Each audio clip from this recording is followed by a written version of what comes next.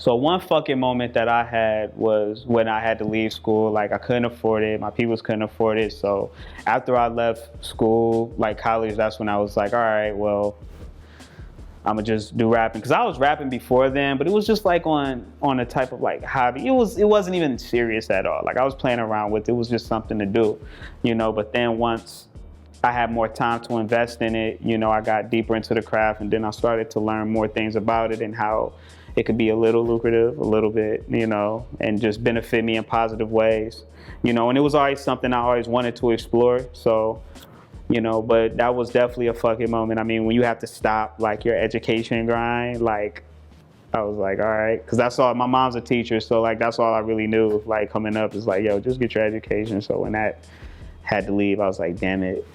I was like, fuck it.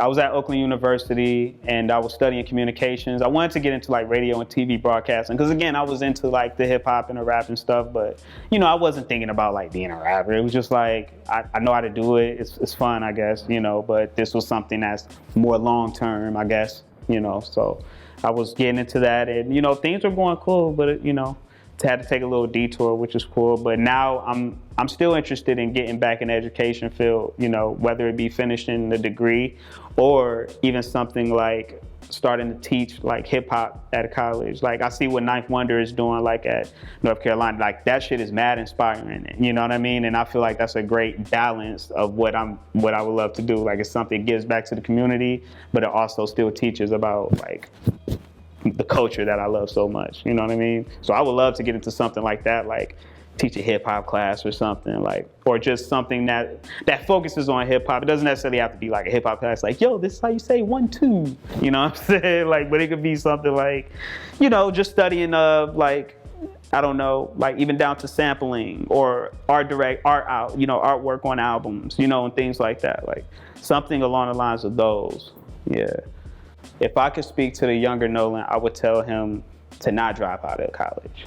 You know, even if you had to leave for a little bit, like really figure out a way to get back in, you know. And I was a little lazy on that part, I can't front. Because it's like if I had to leave, I was like, all right, I'm out, you know. But I could have put a little more effort in like getting back and, you know, getting back enrolled. But, you know, being young, you just wanna have fun. So that's what I did. But in the midst of me having fun, I still wanted to maintain like responsibility and try to like understand adulthood, you know, just be mature about a lot of stuff, you know, that's all. But I definitely would have finished school because now like I'm like, man, I want to finish the degree. You know, after you've had your fun, it's like, all right, well, you go back to the shit that you already started, you know. So that's what I'm on. Like that's my like wave right now, you know. But that's what I would tell them. So the biggest lessons I learned like on my journey, you know, like the game, like my ex-manager used to tell me, you used to always say like this game is smoke and mirrors. Like he used to always tell me that, you know, and like being younger, I wasn't really like, I was like, okay, like, yeah, you know, it's like, no, if you want it, you'll grab it, you get it, woo, woo, woo. But no, it's really like smoke and mirrors, you know. There's also understanding that there's no such thing as perfect timing. Like, you know, like timing is out of your hands. You know what I mean? That's a lesson that I've learned. Also, I mean, over time I've learned to like not like set myself up for like disappointment. You know, I know how to like just approach things a little better. You know, just becoming more aware of like business approach and understanding how to talk, you know, in regards to business and learning how to keep the drive going without having like a outsourced like fuel you. You know what I'm saying? Like say for example, if you get hit up for a show, you know, a few months in advance and then later on they're like, they don't want to use you anymore. It's like you can't get disappointed by that. You got to still keep pushing. You know, just an example of that. But I mean, there's been a lot of lessons, you know.